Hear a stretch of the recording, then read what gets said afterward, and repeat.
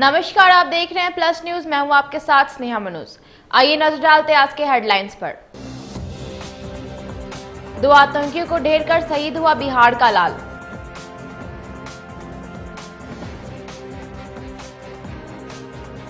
मतगणना की सभी प्रशासनिक तैयारियां पूरी।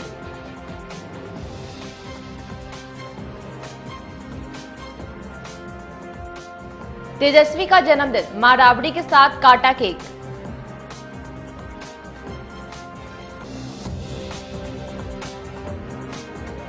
छठ पूजा को लेकर डीएम और कमिश्नर ने की बैठक।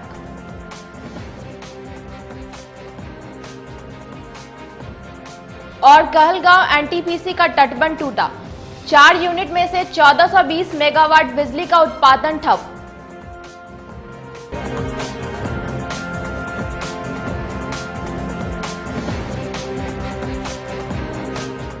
अब खबरें विस्तार से।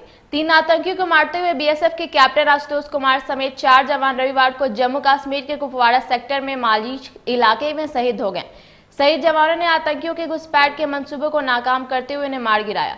शहीद कैप्टन आशुतोष प्रखंड के भरतरंदा परमानंदपुर पंचायत के जागीर टोला वार्ड 17 के रहने वाले थे। उनके पिता रणवीर भारती पशु अस्पताल में अनुसेवक है। 2 साल पहले ही आशुतोष ने सेना की नौकरी ज्वाइन की थी। वह 9 महीने से बॉर्डर पर तैनात था। बीएसएफ की तरफ से बताया गया कि रविवार को अगली सुबह बीएसएफ के 12 जवानों की टीम पाकिस्तानी बॉर्डर से सटे माछील इलाके में पेट्रोलिंग कर रहे थे। इस दौरान 5 आतंकियों ने पाकिस्तान की ओर से घुसपैठ करने की कोशिश की। इसके बाद मुठभेड़ शुरू हो गई। माछल सेक्टर कुपवाड़ा में एलओसी के ऊपर हमारे भारतीय सेना और बॉर्डर सिक्योरिटी फोर्स का आतंकवादियों के घुसपैठ के मुठभेड़ में उनके 3 आतंकवादियों को मार गिराया गया। और इस मुठभेड़ की कार्रवाई में हमारे जवानों ने अपनी बहादुरी और जितनी भी घुसपैठ थी उनको सीमा में वापस भेज दिया। मैं दावे के साथ कह सकता हूं 31 मार्च के बाद ये सबसे बड़ा घुसपैठ की कोशिश थी जिसको पाकिस्तान आर्मी और रेंजर के द्वारा कराया जा रहा था। भारी गोलाबारी के अंदर हमारी हेलीकॉप्टरों के द्वारा भी हमारे इलाके को सर्वे करके, और ये बहुत ही बड़ा ऑपरेशन जिसमें हमारे एक कैप्टन जो बिहार के ही रहने वाले मधेपुरा के थे, कैप्टन आशुतोष, और 4 जवान जिसमें एक बीएसएफ का और 3 सेना का जवान की शहादत हुई। इन वीर जवानों के ऊपर हमें नाज है। पूरी देश इनको सलूट करता है और मैं यकीन के साथ बोल सकता हूं कि इन घुसपैठियों को वापसी करना बहुत ही अच्छी एक सफलता है जिसके कारण ये अंदर नहीं आ पाए। और 31 मार्च कैरन सेक्टर के इस हादसे के बाद सबसे बड़ा घुसपैठ की कोशिश थी जिसको हमारे भारतीय सेना और सीमा सुरक्षा बल के ज्वाइंट ऑपरेशन के द्वारा समाप्त कर दिया गया। मैं दावे के साथ इस बात को कह सकता हूं कि आने वाले दिनों में कश्मीर के अंदर इन सभी आतंकवादियों का सफाया भी होगा और इनके नामो निशान मिटा दिए जाएंगे। सबसे गर्व की बात है कि इस बिहार का कैप्टन आशुतोष जिसकी उम्र 29 साल और माँ बाप का इकलौता पुत्र, इनके पिता ही नहीं पूरे राज्य को इसके ऊपर गर्व है। और हम क्योंकि फौजी हैं और पूर्व फौजी होने के कारण मैं इनको अपने राज्य की तरफ से पूरे ताकत और जज्बा के साथ सलूट करता हूं। जय हिंद। विधानसभा चुनाव के तीनों चरण की मतगणना 10 नवंबर से शुरू हो जाएगी। निर्वाचन आयोग के दिशा निर्देश के अनुसार मतगणना की सभी प्रशासनिक तैयारियां पूरी कर ली गई हैं और जिले के सभी 10 विधानसभा सीटों से मतगणना को लेकर 3 मतदान केंद्र बनाए गए हैं। प्राप्त जानकारी के अनुसार गया के college, Anugrah Narayan memorial college एवं जगजीवन कॉलेज में मतदान केंद्र बनाए गए हैं। जिला निर्वाचन पदाधिकारी अभिषेक सिंह ने बताया कि गया कॉलेज, टिकारी, बेलागंज, वीरगंज एवं अनुग्रह मेमोरियल कॉलेज के 3 विधानसभा निर्वाचन क्षेत्र, शेरघाटी, इमामगंज एवं बाराचट्टी तथा जगजीवन कॉलेज के 2 विधानसभा निर्वाचन क्षेत्र 229 बोध गया एवं 233 अतरी के लिए अलग अलग मतदान कक्ष बनाए गए हैं। नवंबर 2020 को बिहार विधानसभा 2020 को लेकर के 230 नगर विधानसभा क्षेत्र की यहाँ मतगणना होनी है। तो उस मतगणना को लेकर के 3 चरण के सुरक्षा व्यवस्थाओं को तैयार किया गया है जिसके माध्यम से उन तीनों चरणों से गुजरने के बाद ही कोई जो कैंडिडेट के जो अभ्यर्थी हैं या फिर जो पोलिंग एजेंट हैं और इसके अलावा जो हमारे मतगणना के जो कर्मी होंगे उन लोगों को अंदर प्रवेश दिया जाएगा। इसके अलावा दोनों के लिए अलग अलग जो प्रवेश द्वार हैं, निकास द्वार हैं, उनकी व्यवस्थाएं की गई हैं। सर मतगणना केंद्र कितने जगह बनाए गए हैं सर? कुल 10 विधानसभा के लिए 10 मतगणना केंद्र हैं, लेकिन इन मतगणना केंद्र को 3 कॉलेजों में शिफ्ट किया गया है। कोरोना वायरस के संक्रमण को लेकर पिछले 8 से 9 महीने से सभी खेल मैदान गतिविधियां बंद कर दी गई हैं। पूरे देश में अनलॉक की प्रक्रिया लगातार चल रही है। कई तरह की गतिविधियां शुरू की गई है। सार्वजनिक कार्यालय में आयोजित किया जा रहा है। यहां तक कि विधानसभा चुनाव का मतदान और मतगणना की होने वाली है। हजारों की भीड़ इकट्ठा कर सभाएं की गई, लेकिन फिर भी जो खेल मैदान में उसको अभी तक बंद किया गया है, जिसको लेकर खेल प्रेमियों को काफी दिक्कत हो रही है। इलेक्शन में हम लोग देख चुके हैं, हजारों हजार आदमी एक ही जगह समूह में खड़ा है, उससे कोरोना नहीं हुआ। और यहाँ कोरोना के नाम पे स्टेडियम बंद है, जो कि यहाँ पे सुबह से शाम तक लड़का, अभी पुलिस की बहाली निकली है, लोग आ रहा है, लौट के जा रहा है, लेकिन पदाधिकारी को कुछ समझ में नहीं आ रहा। ये लोग राजतंत्र जैसा व्यवहार कर रहे हैं। हाँ, उस टाइम कोरोना नहीं हुआ और यहाँ पर रहा, यहाँ पर स्वास्थ्य ठीक होने का बात आया, देखा तो कोरोना में बंद रहेगा। ये बहुत गड़बड़ बात है। अरे बंद कोरोना होगा तब ना नहीं मरेगा, यहाँ तो साला इसी तरह से बीपी शुगर होकर का नहीं मर जाएगा। तो इससे बढ़िया है कि इसको खोला जाए। अगर नहीं खोलते हैं तो किसका गड़बड़ी बताया जाए कि पदाधिकारी की गड़बड़ी है, किसका बिहार में हुए बिहार विधानसभा चुनाव के बाद मतों की गिनती का काम मंगलवार को होना है। मंगलवार की सुबह से ही बिहार चुनाव को लेकर मतों की गिनती का काम शुरू हो जाएगा, जिसके लिए विभिन्न जिला मुख्यालय के अलग अलग तरीकों से तैयारियां की गई है। कोरोना महामारी से बचते हुए विधानसभा चुनाव की मतों की गिनती में भी कोविड-19 का प्रोटोकॉल का पालन किया जाएगा। ऐसे में इस बार परिणाम आने में देर हो सकती है। बिहार में 243 सीटों के लिए मतों की गिनती का काम मंगलवार की सुबह को शुरू हो जाएगा। निर्वाचन आयोग की तरफ से इसको लेकर सारी तैयारियां पूरी कर ली गई है और सुरक्षा का पुख्ता इंतजाम किया गया है। चुनाव के बाद ईवीएम में जहां सीसीटीवी की निगरानी में रखा गया है, तो वहीं मतों की गिनती का काम सुरक्षा के लिए घेरे में हो गया है।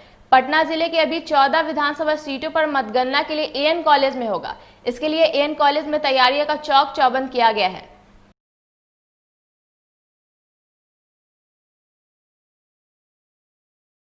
रोहतास जिले में मत्स्य पालन के संभावनाएं और विस्तार रूप से देने का उद्देश्य कृषि विज्ञान केंद्र विक्रमगंज में 38 किसानों ने 3 दिवसीय मीठा जल मछली पालन प्रशिक्षण दिया गया।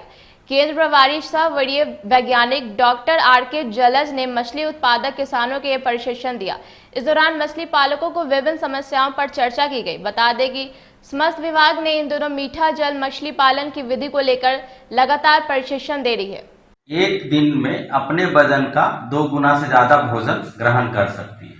तो उसको हम लोग कोई भी घास जैसे हम लोग जानवर को खिलाते हैं, उस तरह से बरसी या दूब घास या कोई भी मुलायम जो पत्ती वाले घास है, उसको आप काट करके खिला सकते हैं। अगर 1 किलो का ग्रास कार्प है तो एक दिन में 1 किलो से ज्यादा वो खा सकता है।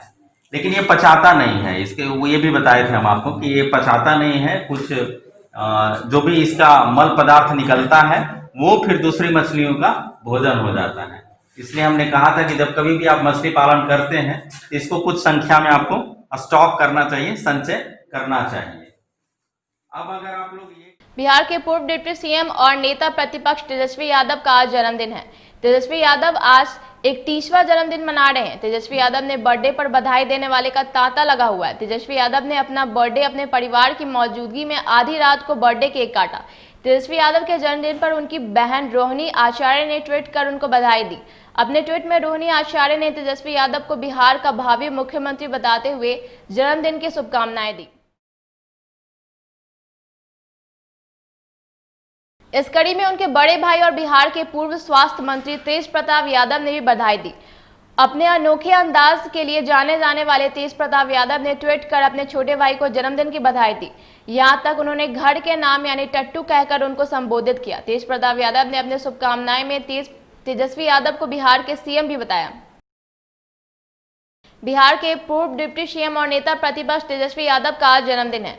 तेजस्वी यादव आज अपना 31वां जन्मदिन मना रहे हैं। तेजस्वी यादव ने बर्थडे सुबह से ही बधाई देने वाले लोगों का तांता लगा हुआ है। बिहार के पूर्व मुख्यमंत्री जीतन राम मांझी ने भी ट्वीट कर तेजस्वी यादव को जन्मदिन की बधाई दी। जीतन राम मांझी ने ट्वीट कर लिखा कि जन्मदिन की अनंत शुभकामनाएं, बिहार के युवा नेता तेजस्वी यादव।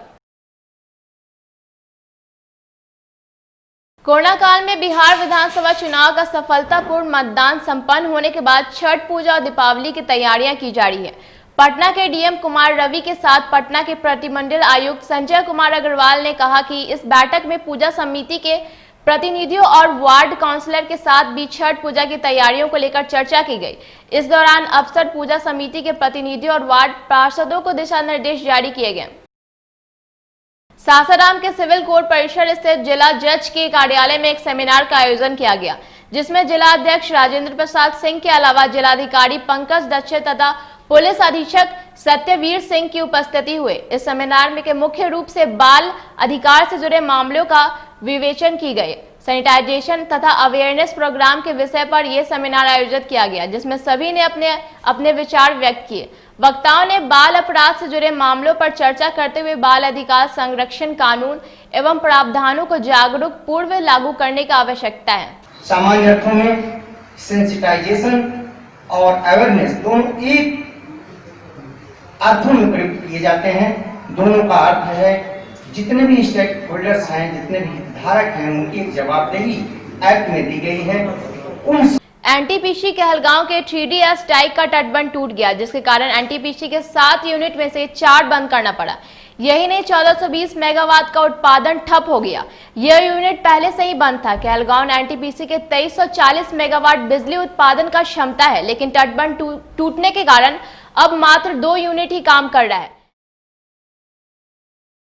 अमेरिका में हुए राष्ट्रपति चुनाव में डेमोक्रेटिक पार्टी की जीत हुई है, जिसके साथ ही जो बाइडेन राष्ट्रपति बनने की रेस में डोनाल्ड ट्रंप से जीत गए हैं। उनके साथ ही भारतीय मूल की कमला हैरिस भी उपराष्ट्रपति के पद के लिए चुनी गई है। इस जीत के बाद अपने पहले भाषण में कमला हैरिस ने अपनी मां को याद करते हुए भारत से अमेरिका आई थी।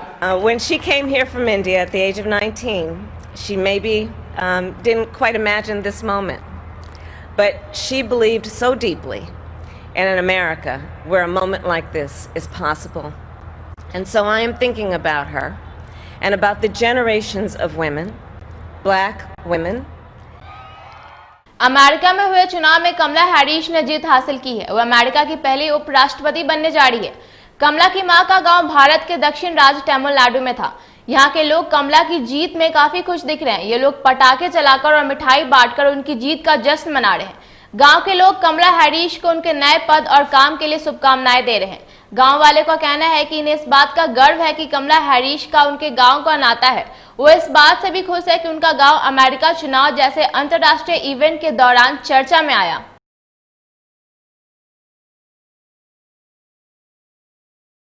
बिजली विभाग की लापरवाही के शिकार आज रोहतास के सासाराम जिले समाहरणालय के सामने बिजली उपभोक्ता के भूख हड़ताल किए जाने पे 4,95,000 रुपए बिजली विभाग के द्वारा गड़बड़ करने की भी आरोप लगाए हैं।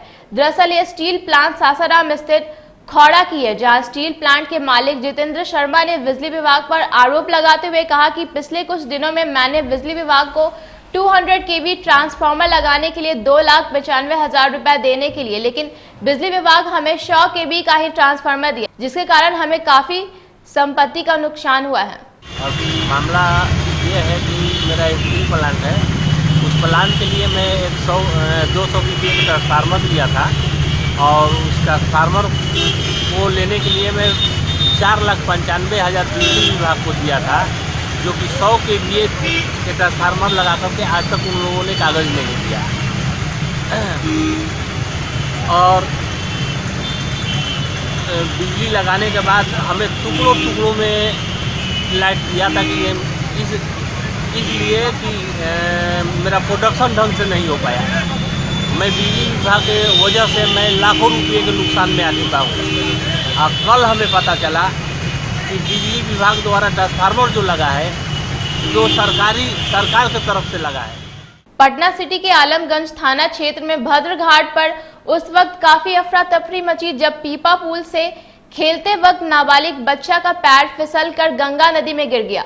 वहीं बच्चे को गंगा नदी में गिरते देख साथ ही बच्चे को घाट पर मौजूद एनडीआरएफ की टीम को सूचना दिया, जहां एनडीआरएफ की टीम ने अनदेखा कर दिया, जिसके लापरवाही के कारण बच्चा गंगा नदी में डूब गया। इसी बीच सूचना पर पहुंची पुलिस एसडीआरएफ को मदद के गंगा नदी में डूबे बच्चे की खोजबीन में जुटी है। बताया जाता है कि कुछ बच्चे गंगा नदी पर बने पुल पर खेल रहे थे। हम दीवागस्ती में थे, उसी क्रम में सूचना मिली।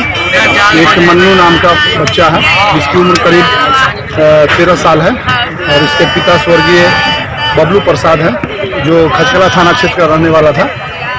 वो आया और ये पीपा पुल से किसी कारणवश, पता नहीं इसका कारण क्या था, वो बीच गंगा जी में छलांग लगा दिया।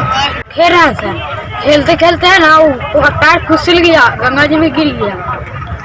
फिर क्या हुआ यहाँ पे? यहाँ पर हम बोले तो बोला कि डूबे दो, अब थोड़ी ना मिलेगा। तुम लोग साथ में खेल रहा था? हाँ। क्या नाम था जो डूब गया? मन्नू।